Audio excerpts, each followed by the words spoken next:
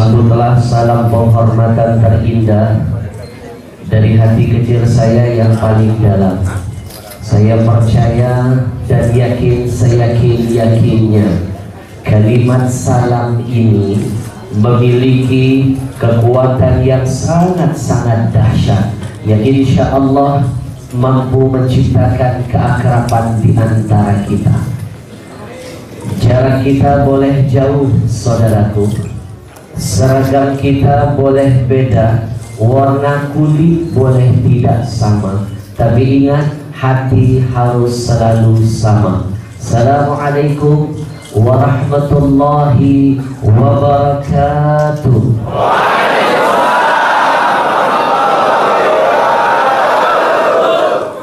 Annyeong hasil. Baru belajar. Tidak ada kata-kata yang indah melainkan lidah ini selalu memuji Allah. Saya teringat di antara salah satu manfaat kalau sering membaca kalimat tasbih, itu mempercepat doa kita dikabulkan oleh Allah. Satu saat ada sebuah cerita, adalah salah seorang imam terkenan. Yang benar apa? Tadi saya ngomong apa? Yang ceramah siapa? Mulut siapa? Musola buat lo. Ustaz dilawan. Dahulu ada salah seorang imam terkenan, namanya Imam Ahmad bin Hanbal, ulama yang masyhur di zamannya. Satu saat ketika Allah takdirkan beliau meninggalkan kampung halamannya, hendak menuju ke satu kota yang jauh. Belum nyampe ke kota tujuan, baru setengah perjalanan, Imam Ahmad diletihkan oleh Allah. Lalu Imam Ahmad istirahat di salah satu musola masjid. Beliau masuk ke dalam masjid, beliau tiduran di masjid. Tiba-tiba Allah menguji kesabaran Imam Ahmad. Datang salah seorang pengurus masjid, lihat ada orang asing yang tidak dikenal. Imam Ahmad diusir. Dia nggak sadar kalau yang dia usir ini orangnya jauh lebih mulia dari yang mengusir. Maka pesan pertama yang ingin selalu saya sampaikan, khusus buat diri saya, hidup jangan suka lihat orang dari penampilannya. Boleh jadi mungkin dia miskin di mata kita, tapi siapa yang mengira dia kaya di mata Allah ketimbang kita tahu. Hidup di dunia jangan suka lihat orang dari penampilannya. Boleh jadi mungkin dia jelek di hadapan kita, tapi siapa yang mengira mungkin dia indah di mata Allah ketimbang kita tahu. Contohnya Imam Ahmad diusir.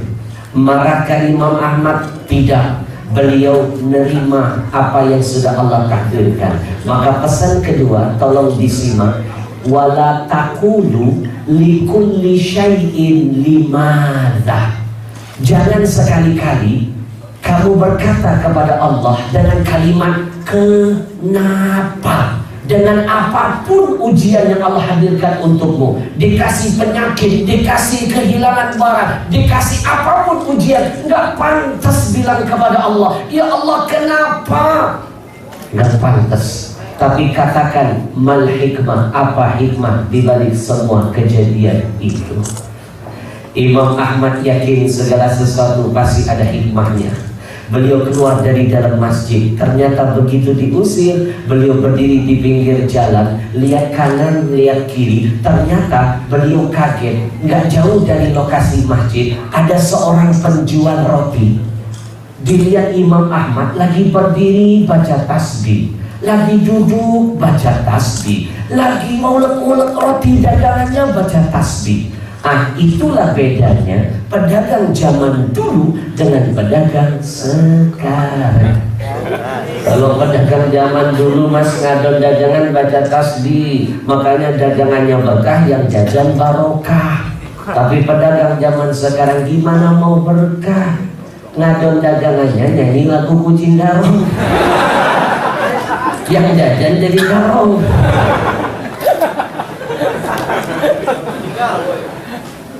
Imam Ahmad kagum lihat pedagang ini, lalu beliau mendekat saya bertanya, "Hei pedagang roti, dari tadi saya lihat bibirmu tidak berhenti membaca kalimat tasbih. Udah berapa lama kamu mengamalkan kalimat yang dahsyat ini?" Pedagang roti nggak tahu kalau yang nanya ini ulama terkenan. Pedagang roti berkata, "Hei fulan, kalau mau tahu berapa lama saya sudah ngamalin kalimat tasbih?" "Udah lama." "Tahu?" "Iya, berapa lama? Kasih tahu saya." "Mau tahu banget atau tahu aja?" Ini mohon maaf Ustaz, ini ceramah yang sudah dimodif dengan warna abad sekarang. Kalau ngadepin anak muda, saya harus belajar bahasa anak muda. Kalau ngadepin orang tua, harus cara orang tua. Sampaikan dakwah itu menurut bahasa kaumnya. Ustaz bilang apa?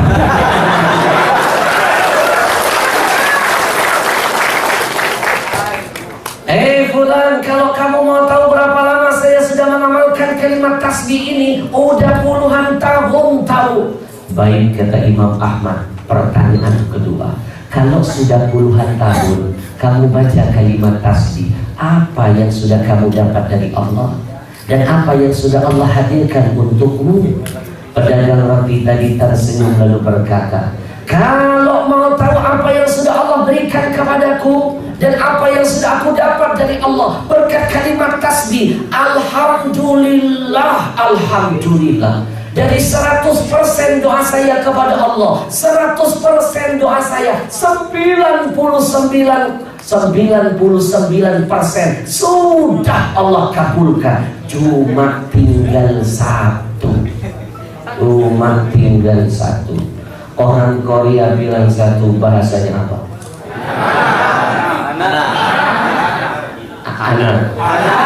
Anak siapa? Hana. Oh, Hana. Orang Arab itu kalau bilang satu, nanti belajar sama guru kita. Beliau ini lama di Konjen Jeddah. Bahasa Arabnya Masya Allah. Malu kalau orang Islam gak bisa bahasa Arab. Saya itu malu banget mas, malu banget. Pernah ketemu pendeta di Jakarta, satu pesawat sudah pintar ngomong bahasa Arab. Pendeta.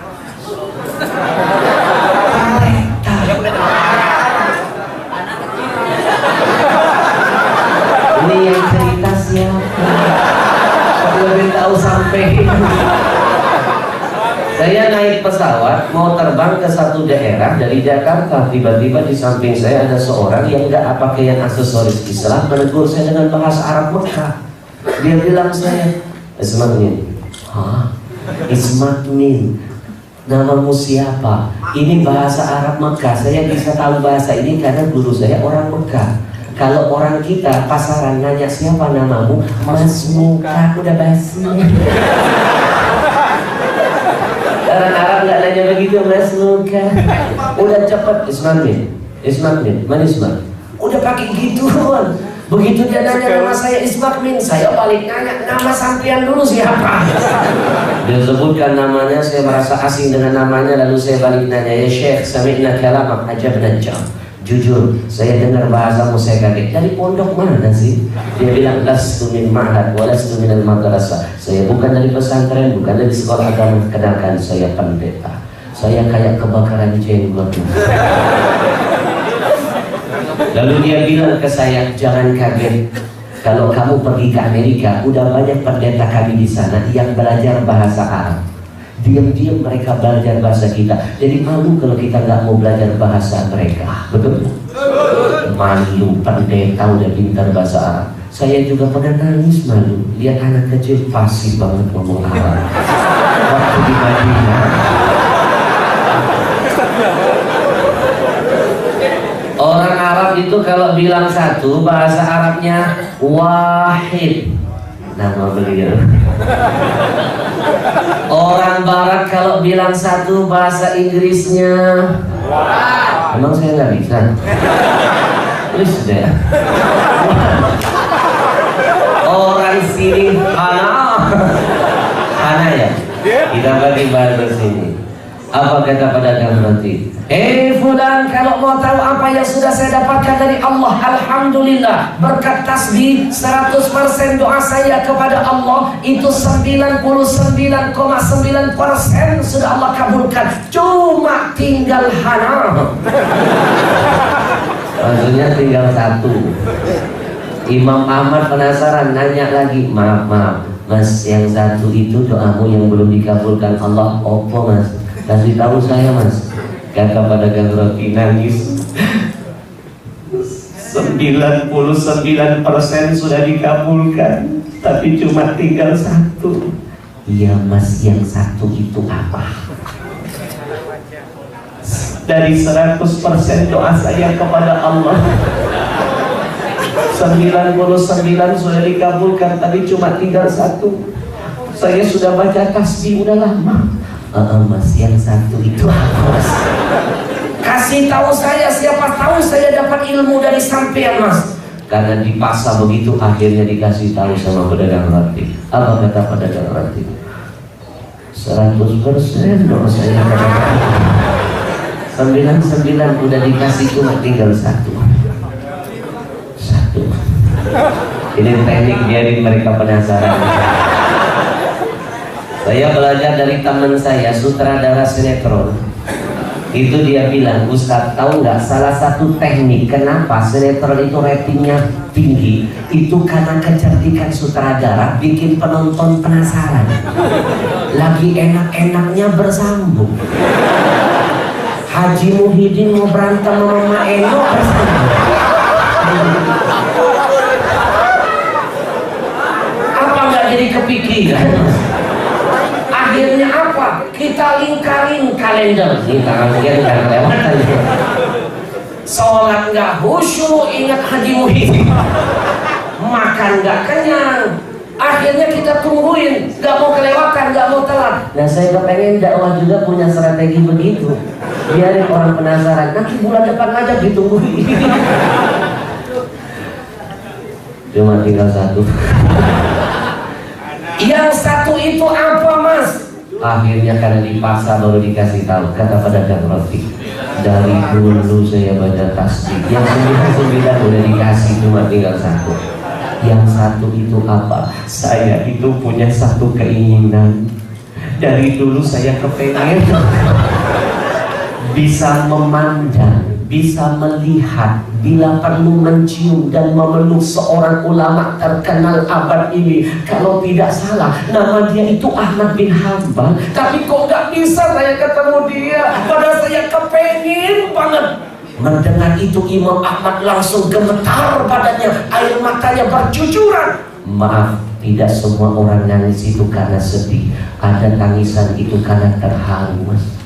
Imam Ahmad terharu lihat ada orang pengen ketemu dia. Puluhan tahun baca kalimat tasbih, Imam Ahmad langsung berkata dalam hatinya, ya Allah, ini hikmahnya. Kalau enggak karena orang tadi Allah hadirkan mengusir saya enggak ketemu. Ada orang yang sebenarnya mengharapkan pertemuan dengan saya. Imam Ahmad langsung berkata, hei fulan, tadi kamu bilang kepengen ketemu Imam Ahmad bin Hanbal kan? Iya mas. Ulama yang hafal hadis itu kan? Ulama yang masyhur itu? Sekarang selamat mas, orang itu sudah Allah dekatkan dengan dirimu, sangat dekat dengan dirimu. Yang mana mas?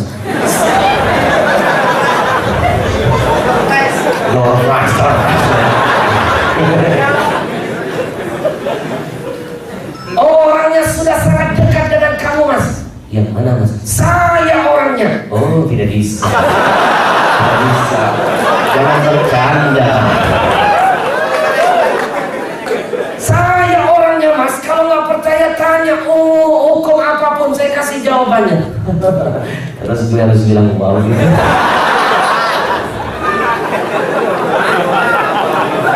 Ditanya dengan hukum apapun ternyata benar. Imam Ahmad menghadirkan jawaban lengkap dengan dalil-dalilnya.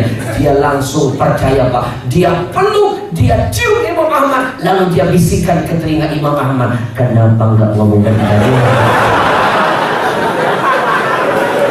Berangkat dari kisah singkat dan nyata ini, saya hanya ingin mengajak siapa yang ingin doanya segera dikabulkan, siapa yang mau hajatnya segera diwujudkan, siapa yang ingin apa yang dia cita-citakan segera Allah hadirkan. Maka kata kuncinya banyak-banyak bertasbih memuji Allah. Kita tasbih sama-sama, kita iringi dengan, kita pasang niat dengan kalimat ini. Mudah-mudahan Allah berkahi hidup kita semua. Allah jaga diri kita dan keluarga kita yang ada di Indonesia. Amin. Dan mudah-mudahan semua apa yang kita cita-citakan Allah wujudkan. Amin.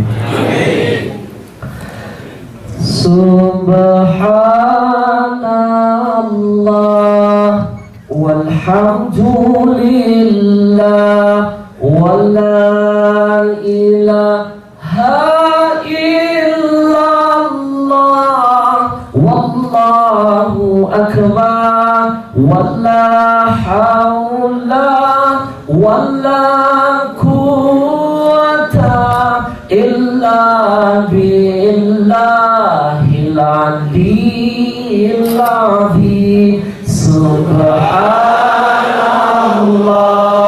walhamdulillah wa la ilaha illallah wallahu akbar wa la hawla wa la quwwata illa billahil aliyyil azim. Saudaraku, untuk yang kesekian kali saya ingin mengingatkan diri saya bahwa tidak akan pernah sempurna. Sekali lagi tidak sempurna. Kalau kita hanya memuji Allah tapi kita belum memuji orang yang sudah dipuji oleh Allah, siapa lagi kalau bukan Nabi kita Muhammad sallallahu alaihi wasallam. Saudaraku, rasa-rasanya tidak indah kalau kita hanya memuliakan Allah tapi kita belum memuliakan orang yang sudah dimuliakan Allah. Siapa lagi kalau bukan Nabi kita Muhammad sallallahu alaihi wasallam. Saudaraku, rasa-rasanya tidak lengkap kalau kita hanya menyebut kata Allah, Allah, Allah, tapi kita belum bersalawat kepada orang yang Allah pun Tuhan kita yang menciptakan kita. Allah saja bersalawat untuk Nabi. Maaf, coba lihat Nabi Adam sampai Nabi Isa, kalau dipanggil nama mereka semua jawabannya hanya alaihi salam saja. Betul? Nabi Allah Adam, Nabi Allah Ibrahim, Nabi Allah Ismail, sampai Nabi Isa, semua sama alaihi salam. Cuma satu makhluk di dunia ini ketika disebutkan namanya jawabannya paling indah, paling beda, paling istimewa, sallallahu alaihi wasallam. Allah dan para malaikat saja semua berselawat untuk Nabi. Mana buktinya? Simak firman Allah yang satu ini. Inna Allaha malaikatahu yusalluna 'alan nabi. Ya ayyuhalladzina amanu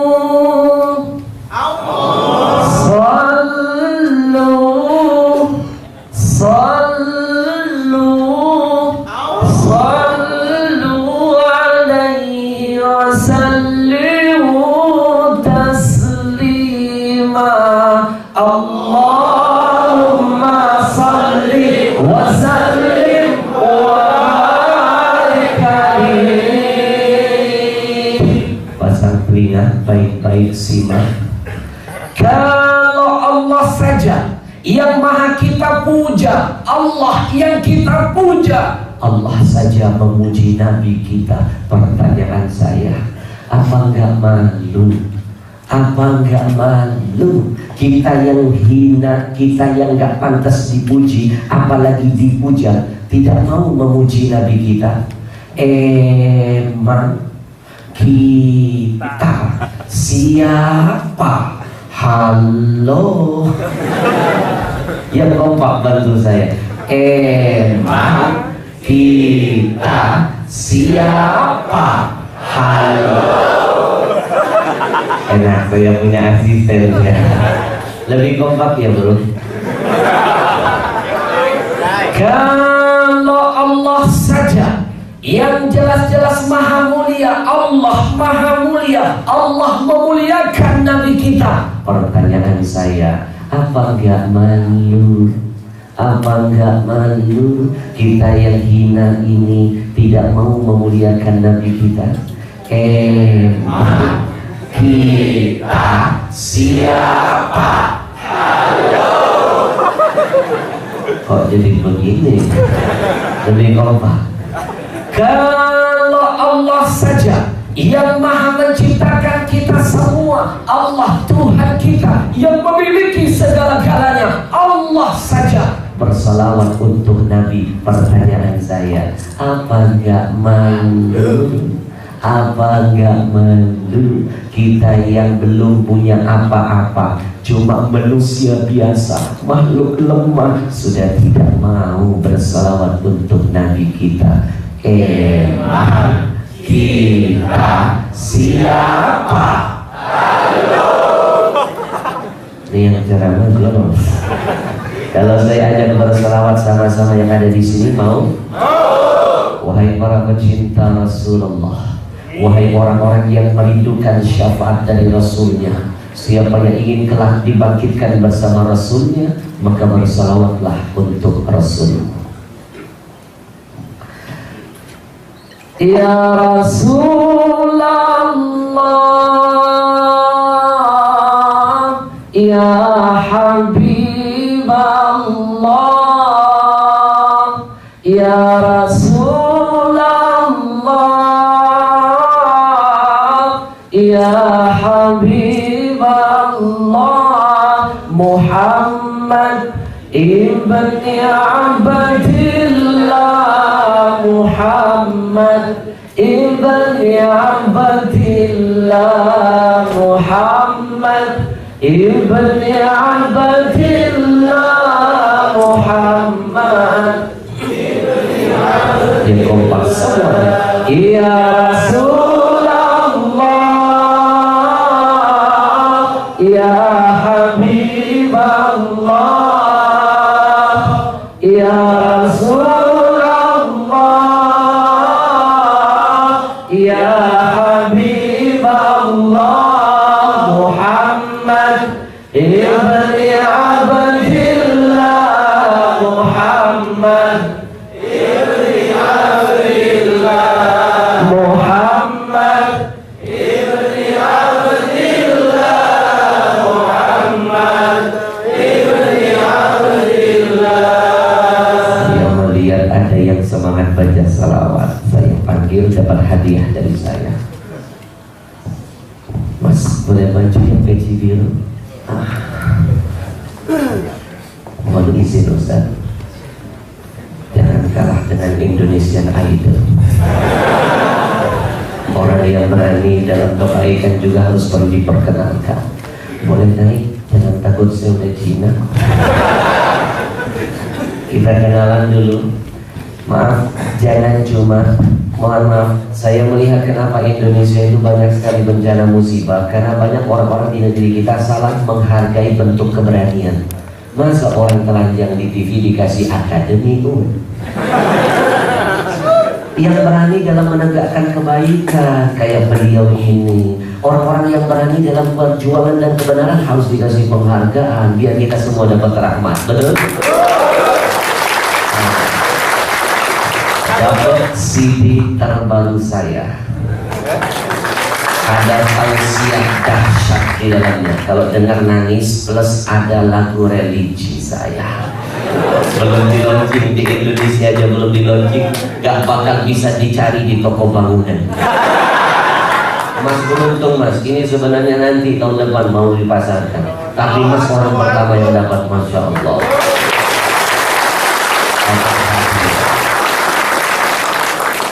Baca dulu mas ya. Kalau mau dapat apa-apa harus usaha mas. Assalamualaikum saudaraku yang baik hati. Iya, tapi belum tidak ya. Ya, assalamualaikum saudaraku yang baik hati. Dengan siapa nama? Nama saya Khairuddin. Khair itu artinya apa? Din itu memang nggak salah saya pilih. Terbaik orangnya. Alhamdulillah. Mas termasuk makhluk langka. Lalu dimuseumkan yang mana? Dari mana aslinya? Alhamdulillah saya dari Lombok, Nusa Tenggara Barat. Gubernurnya teman saya, masih muda gubernurnya, Tuan Guru Bajang, tamatan pesantren luar biasa. Senang kalau lihat kiai jadi pemimpin. Apalagi di tempat beliau Madura, itu bupatinya kiai-kiai semua. Enak, syiar agamanya maju, dangdutan gak ada. Udah berapa lama kerja di sini mas? Baru 1 tahun 6 bulan. 1 tahun 6 bulan. Yang paling lama kerja di sini berapa belas tahun? Oh, pasti itu berarti. 1 tahun lebih dari Lombok. Mas nggak tanya saya dari mana, tanya biar di akad. Ustaz Hamsi dari mana? Alhamdulillah saya selalu di daerah saya itu nonton Ustaz. Saya sering lihat Mas dari TV.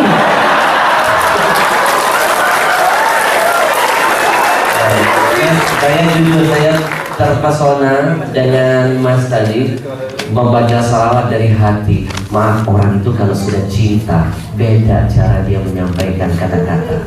Kalau dia cinta dengan Allah dia berzikir, kalau dia cinta dengan Rasul dia bersolat seolah-olah Rasul itu ada di hadapannya. Saya pengen dengar salawat tadi, bisa? Insyaallah. Lihat ke arah kamera tersembunyi di sana. Mas sedang masuk TV. Di hadapan Mas ada 100 juri foto. Silakan mulai. Yang kenceng dan semangat dari hati paling dalam. Jangan kalah dengan orang yang lain.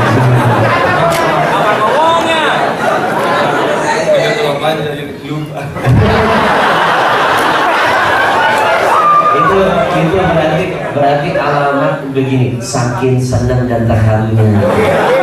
Biar makhluk-makhluk ini lupa. Kita temenin dulu satu kali ini semua yang baca. Ya Rasulullah, ya Habibullah,